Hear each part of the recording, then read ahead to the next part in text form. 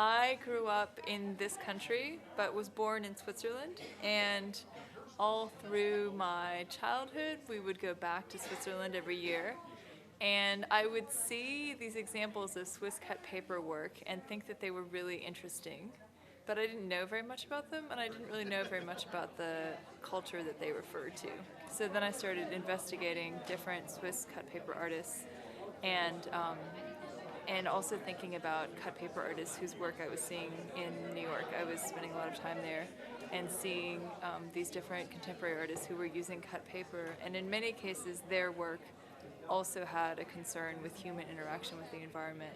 So I thought, rather than curate a show that was just the Swiss cut paper, I was interested in curating a show that brought these different traditions together into one new whole. And I'm particularly interested in not making very big distinctions between contemporary fine art and craft.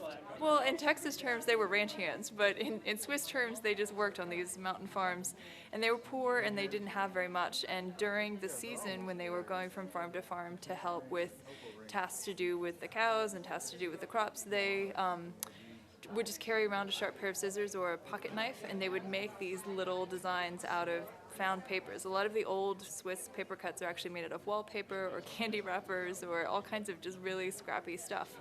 And so I think that it's partially just this sense of economy. They didn't have very much. They were traveling around and they just made these images of what they saw. So the procession of the animals going up to the Alp in the spring, the procession of the animals coming down from the Alp, the making of the cheese, the milking of the cows, all this kind of stuff.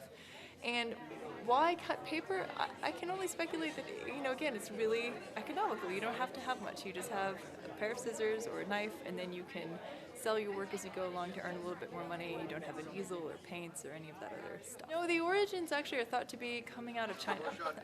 So in China, and then in Indonesia and Java, in Korea and Japan, there are a lot of different world cultures that have their own cut paper scene, and it can be to do with textile design, or it can be to do with puppetry. They're all different kind of directions that it's gone, but it's thought that somehow, maybe over the Silk Road, cut paper came to Europe and then into Switzerland and Poland, Czech Republic. A lot of places like that have these traditions, but I'm most familiar with the Swiss because of my own roots.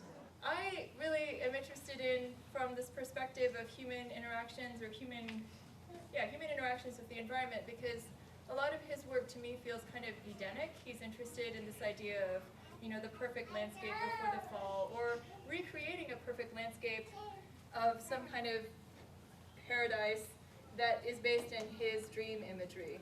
He uses a lot of gold leaf, and he uses a lot of hand-colored pigments.